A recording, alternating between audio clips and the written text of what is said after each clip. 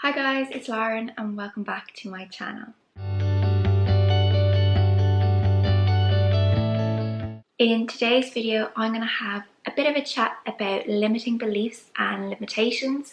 I'm first going to explain what they are, and then I'm going to share with you a quick exercise you can do to try and change any of those limitations or limiting beliefs that you may have. I'm going to start off by, as I said, explaining the two.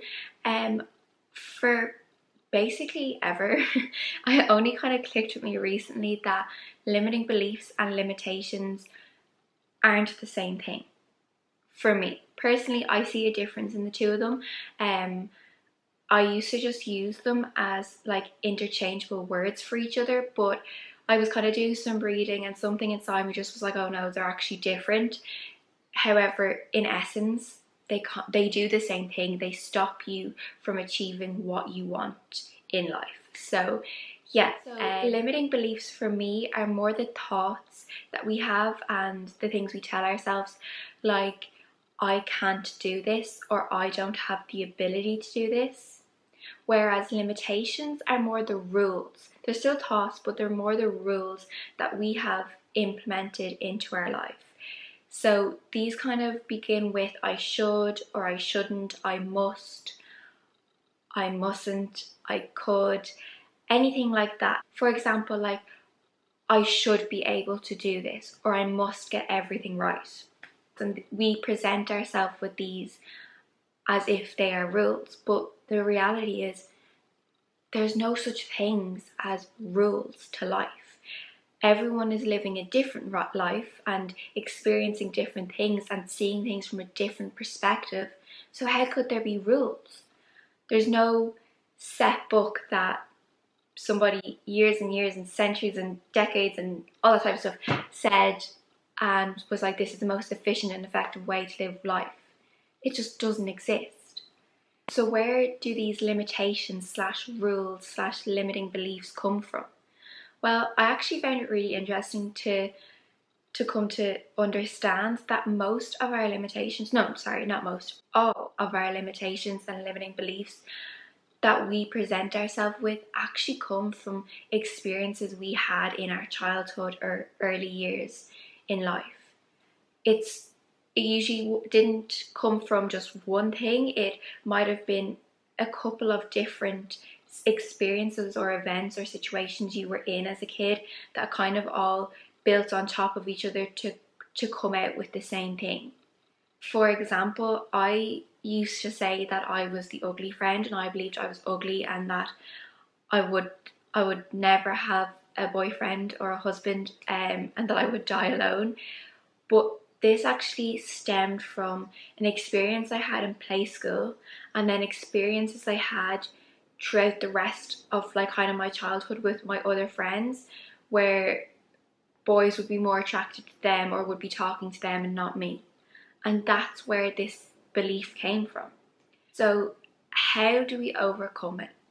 I have spent a long while overcoming many of my limiting beliefs. But there's one technique that I actually wrote about in a blog maybe a year ago or a good few months ago now at this point, but I actually just learned an exercise in the course I was doing, which happened to be pretty similar to the one I wrote about in my blog a year ago, which kind of made me feel good about myself. But I'm going to explain the one that was in the course as it's just a little bit more simple and put together. So this is a 3-step process. I'm going to use an example to help explain it as I just think it's a little bit easier. So the first step is identifying your limitations and limiting beliefs. So you can do this in 2 different ways. You can do it internally or externally.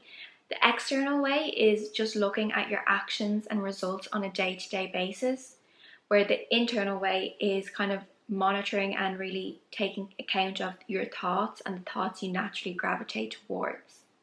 It's really good to have a journal in this instance, as you can write down on a day-to-day basis what kind of thoughts you had when you were faced with a certain task, and then you can start to see the pattern.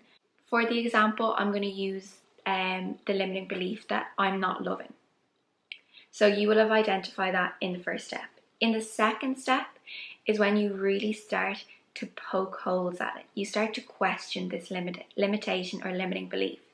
So really delve deep into it, flesh it out, then poke through it, find out where it came from, have a look and see what made you think this way, why you think this way. Has there been a situation where you weren't loving before that has made you feel this way? And really just take some time to kind of trawl through it and really poke holes and say, well, why do I feel like this? Why do I think like this? The third step is to start focusing on a new belief and building it up.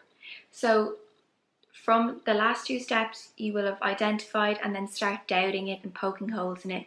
Now you're going to change that limiting belief to I am loving. To reinforce this, you're also going to think back to a time where you were loving. This could be loving to anything or anybody, but just find a time in your life where you showed love towards somebody or you were loving towards somebody. This could be anything from just giving someone a hug to making someone smile to buying them a chocolate bar or a birthday present or anything like that. But find a time in your life when you were loving. And you know what? If you could find a time that you did it before and you did do it before, you can 100% do it again and you can do it even better. So start thinking of it, start envisioning yourself as that loving person and build it up. Think about it every day, reinforce it every day, and think back to that time where you were loving as much as you need to really make it stick. And as I said, build it up. To be honest, for me, the first two steps are always the hardest.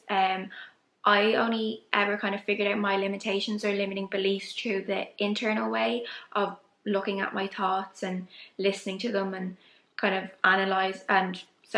listening to my thoughts and writing them down. Sometimes we don't even realize the belief or the limitation that we're setting ourselves because we're so used to saying it. So this is where a journal can come in real handy, and write it down, because you will see the pattern a lot quicker than if you were just to think about it, because I'm sure there's many times when it won't even register in your head that you've said that to yourself. Poking holes in it, it can be difficult, I'm not going to lie, but you can 100% do it. Again, take an afternoon, take an hour, take a few minutes to yourself to have notice, identify the pattern, identify the thoughts, and then really kind of think about, where did this come from? Why? Question it, doubt it, like, where did it come from? Because the answer is always that it's not true. So you have perceived something in a way to make it true and to make it a reality, which it's not, so you can change it. If anyone has any questions or anything they want to go through, please never be afraid to contact me. You can write something in the comments, or you can send me a message on Instagram. If you don't follow me over there, please do. I hope you like this video. I hope it helps. Don't forget to give it a thumbs up so it can reach more people, and I hope to see you guys soon. Thanks for watching. Bye.